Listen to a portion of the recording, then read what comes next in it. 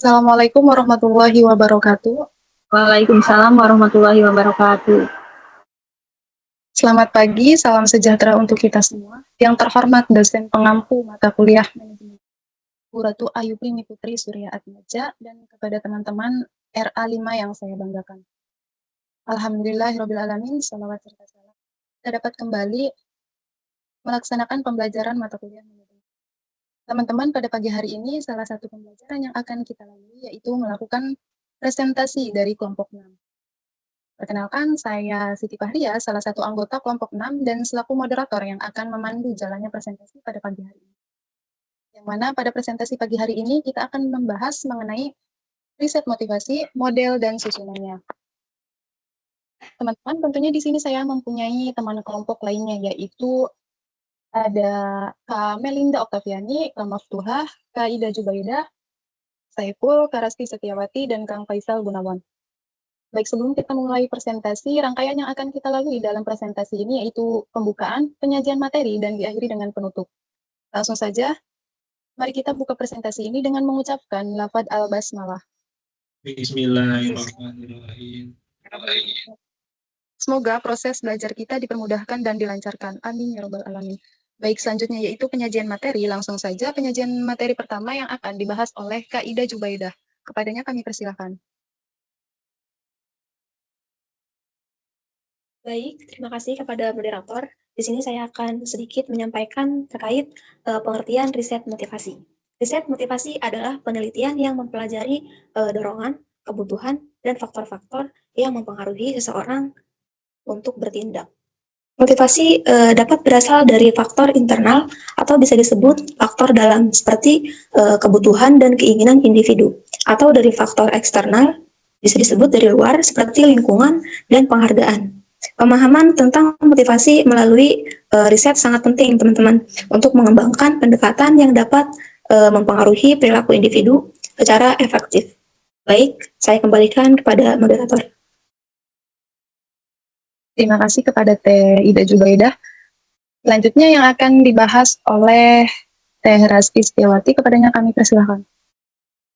Oke, baik. Terima kasih pada moderator yang telah memberikan waktunya kepada saya.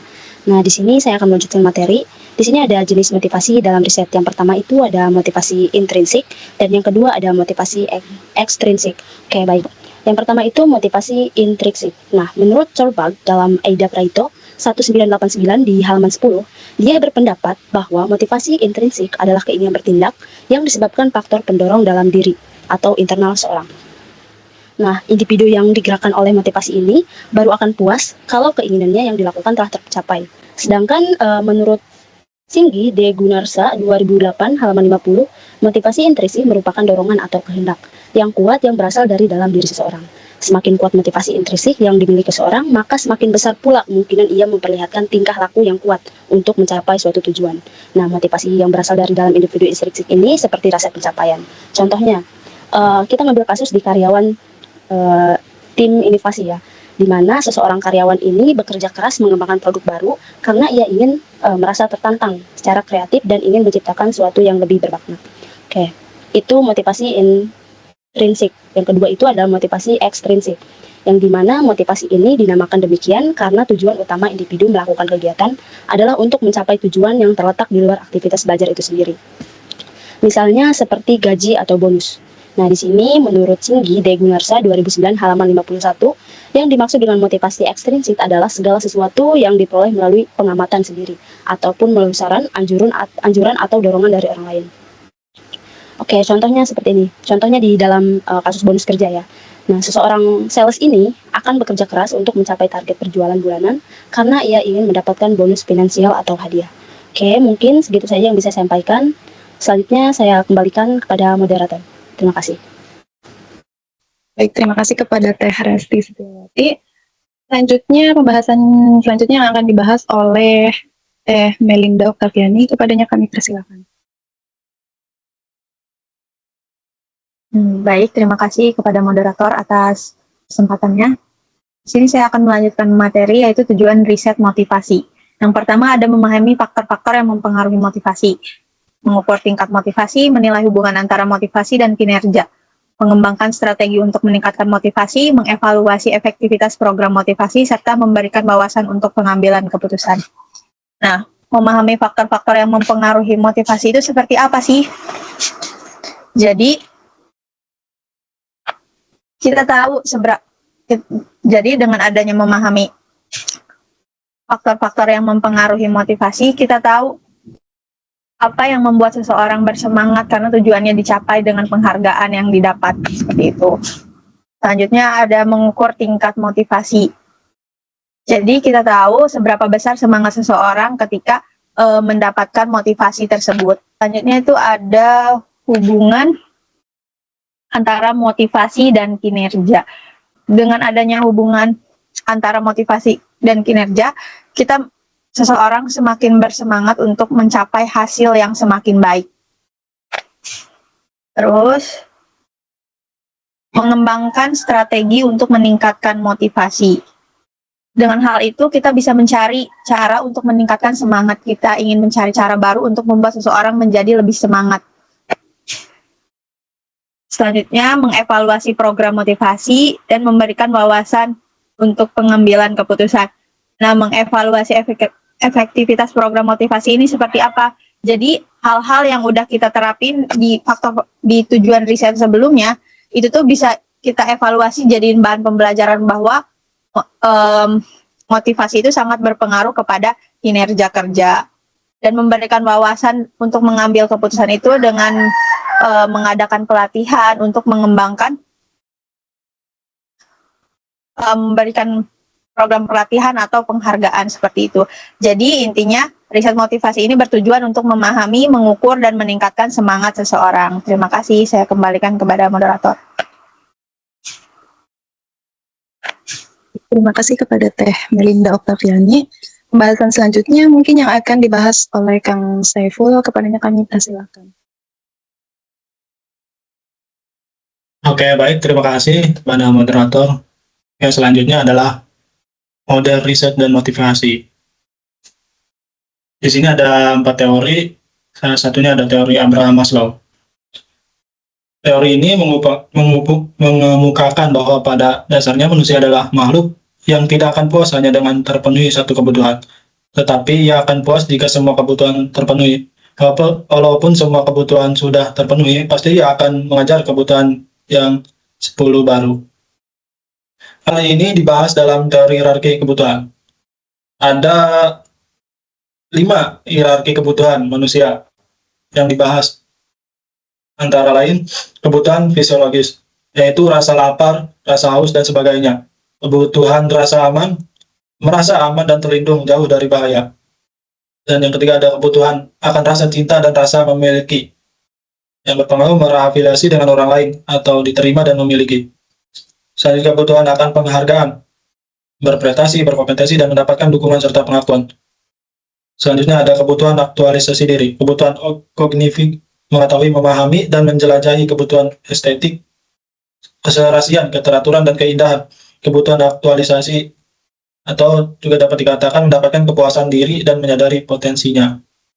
Selanjutnya ada teori motivasi Herzberg atau teori 2 faktor. Menurut teori ini, ada 2 jenis faktor yang mendorong seseorang untuk berusaha mencapai kepuasan dan menjauhkan diri dari ketidakpuasan. 2 faktor itu disebut faktor Huygens, faktor ekstrinsik, dan faktor motivator. Faktor Huygens memotivasi seseorang untuk keluar dari ketidakpuasan, termasuk di dalamnya adalah hubungan antar manusia, imbalan, kondisi, lingkungan, dan sebagainya. Adapun faktor motivator dalam memotivasi seseorang untuk berusaha mencapai kepuasan, yang termasuk di dalamnya adalah achievement atau pencapaian, pengakuan, kemajuan, tingkat kehidupan, dan lain sebagainya. Selanjutnya ada teori motivasi Douglas McGregor. Teori ini mengumpulkan 2 pandangan manusia, yaitu teori X atau negatif dan teori Y atau positif. Menurut teori X, 4 pegadaian dipegang oleh manajer. Poin-poinnya adalah karyawan secara inheren tertanam dalam dirinya dan tidak menyukai kerja. Karyawan tidak menyukai kerja harus diawasi atau diancam dengan hukuman untuk mencapai tujuan. Karyawan menghindari tanggung jawab dan kebanyakan karyawan menaruh keamanan di atas semua faktor yang dikaitkan dengan kerja. Kontras dengan pandangan negatif ini mengenai kodrat manusia ada 4. Dalam teorinya adalah karyawan dapat memandang kerjasama dengan sewajarnya seperti istirahat dan bermain, orang yang menjalankan pengarahan diri dan pengawasan diri jika mereka komit dan sasaran. Rata-rata orang akan menerima tanggung jawab. Kemampuan untuk mengambil keputusan inovatif. Selanjutnya ada teori motivasi Fromm atau teori harapan.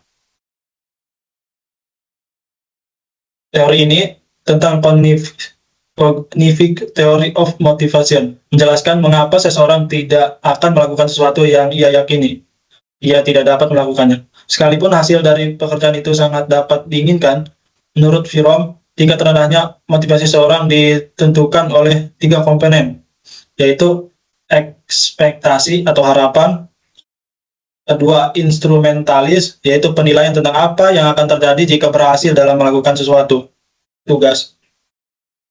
Yang ketiga valensi, yaitu respon terhadap outcome seperti perasaan positif, netral, atau negatif. Motivasi tinggi, jika usaha menghasilkan sesuatu yang melebihi harapan.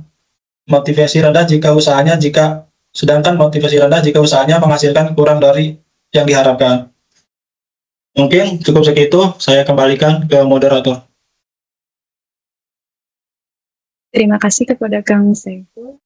Pembahasan selanjutnya yang akan dibahas oleh Kang Faisal Gunawan, kepadanya kami persilakan.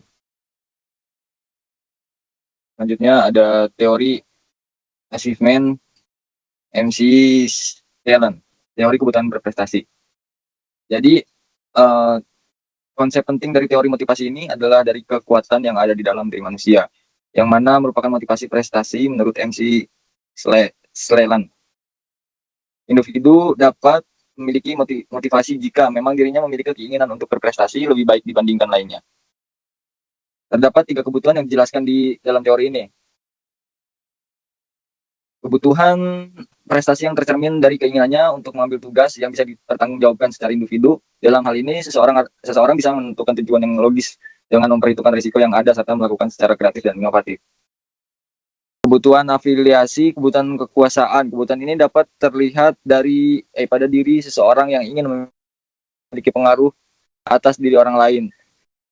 Mereka haruslah peka terhadap struktur pengaruh antara satu sama lainnya, bahkan mencoba untuk menguasai orang tersebut hingga mengatur tingkah lakunya. Selanjutnya yang keenam yaitu teori Clayton Alderfer, teori ERG.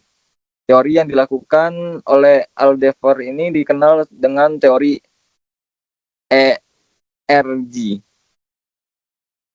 yang memiliki kepanjangan dari E extends, yang mana kebutuhan akan ekstensi, dan R itu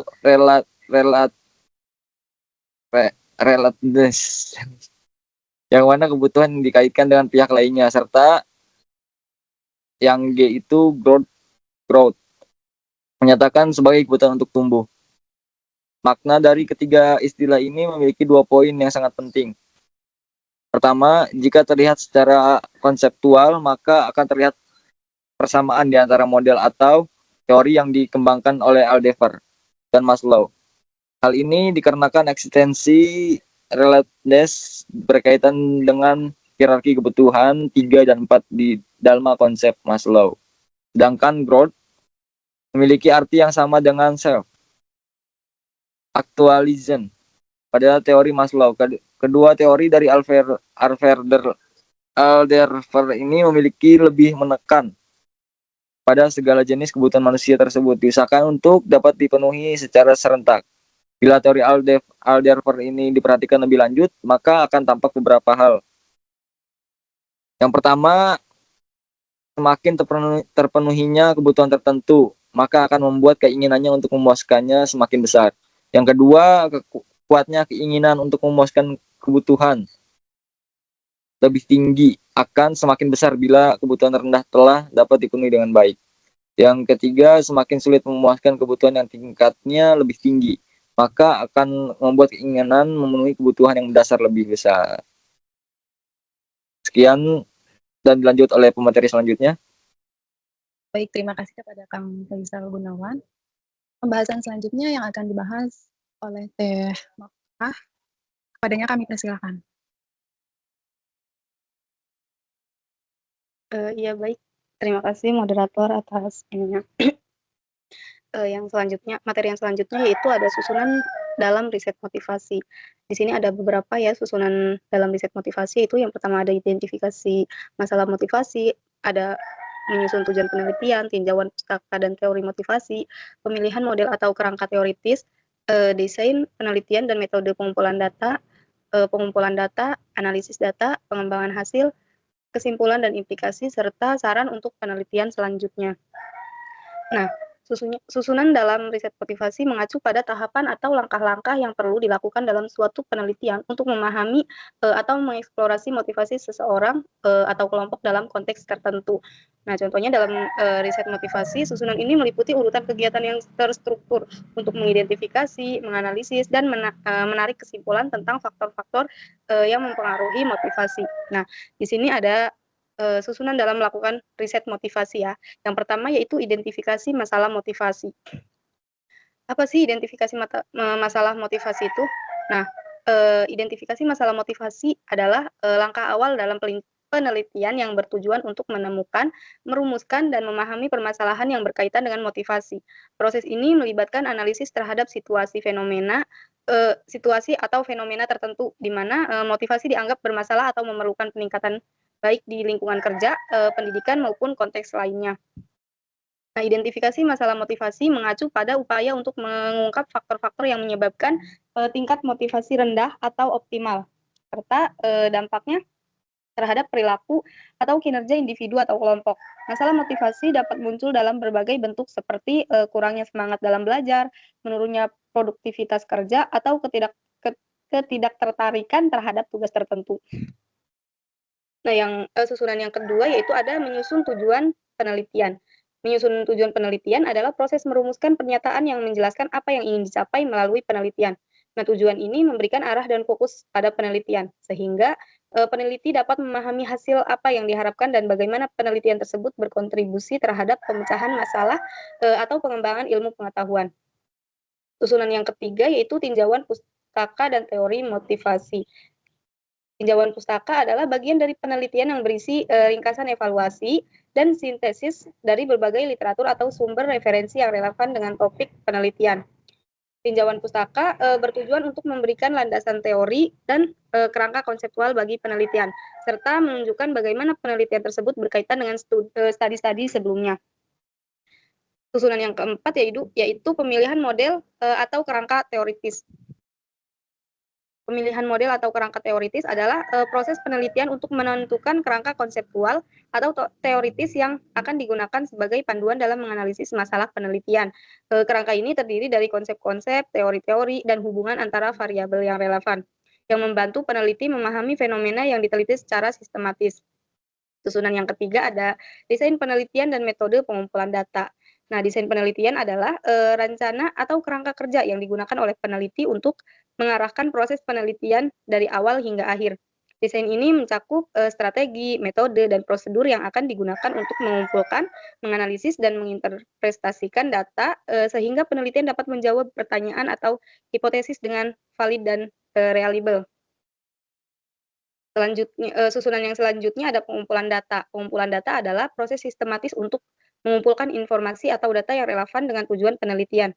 Data yang dikumpulkan dapat berupa fakta, angka, opini, atau observasi yang kemudian dianalisis untuk menjawab pertanyaan penelitian, menguji hipotesis, atau memahami fenomena tertentu. Susunan yang ketujuh ada analisis data. Analisis data adalah proses mengorganisir, memeriksa, dan mengolah data yang telah dikumpulkan selama penelitian untuk mendapatkan informasi yang dapat diinterpretasikan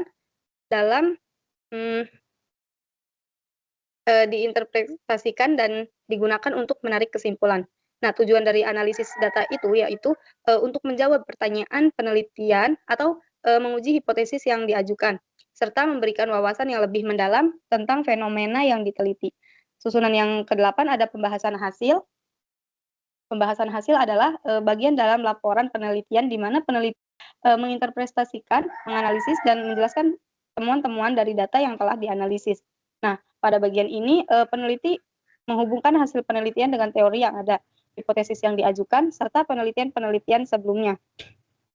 Pembahasan ini bertujuan untuk memberikan pemahaman yang lebih mendalam tentang arti dari implikasi temuan tersebut, serta untuk menjawab pertanyaan penelitian. Susunan yang ke-9 ada kesimpulan dan implikasi. Kesimpulan adalah bagian akhir dari sebuah laporan penelitian yang merangkum hasil analisis dan pembahasan untuk memberikan jawaban atau pemahaman mengenai pertanyaan penelitian yang diajukan di awal. Nah, kesimpulan menyajikan hasil utama penelitian secara singkat dan jelas, serta mengaitkan dengan tujuan, hipotesis, dan teori yang telah dibahas sebelumnya. Kesimpulan bertujuan untuk memberikan pemahaman yang lebih jelas mengenai temuan-temuan peneliti dan implikasinya. Susunan yang terakhir yaitu ada saran untuk penelitian selanjutnya. Nah, saran adalah bagian dari laporan penelitian yang memberikan rekomendasi atau usulan kepada pembaca berdasarkan hasil penelitian yang telah dilakukan. Saran bertujuan untuk memberikan panduan, solusi, atau arahan yang bisa diambil oleh pihak yang berkepentingan, baik dalam konteks praktik, kebijakan, atau penelitian lanjutan. Nah, saran biasanya diberikan untuk mengatasi masalah yang ditemukan selama penelitian atau untuk mengembangkan hasil penelitian lebih lanjut. Baik, sekian dari saya kembalikan ke moderator. Baik, terima kasih kepada penyampaian pembahasannya.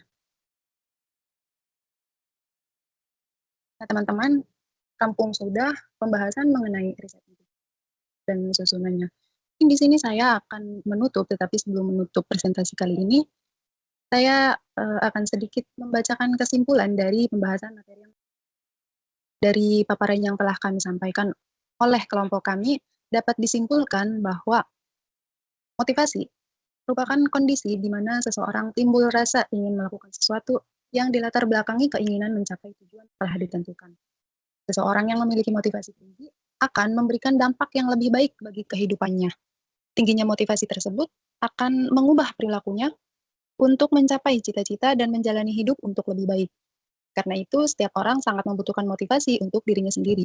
Hal ini agar kita tidak mudah putus asa dan merasa down, serta dapat cepat bangkit saat mengalami kegagalan. Nah, baik teman-teman, presentasi kami telah selesai. Terima kasih atas perhatian dan waktu yang telah diberikan untuk menyimak materi ini. Kami sangat berharap apa yang telah kami sampaikan dapat memberikan wawasan dan manfaat bagi kita semua. Kami menyadari bahwa dalam penyampaian materi ini masih banyak kekurangan, baik dari segi isi maupun cara penyampaiannya. Oleh karena itu, kami sangat terbuka untuk kritik, saran, ataupun tambahan dari teman-teman yang mungkin bisa memperkaya pembahasan kita ke depannya. Akhir kata, kelompok kami mengucapkan terima kasih dan semoga diskusi ini bermanfaat. Wassalamualaikum warahmatullahi wabarakatuh.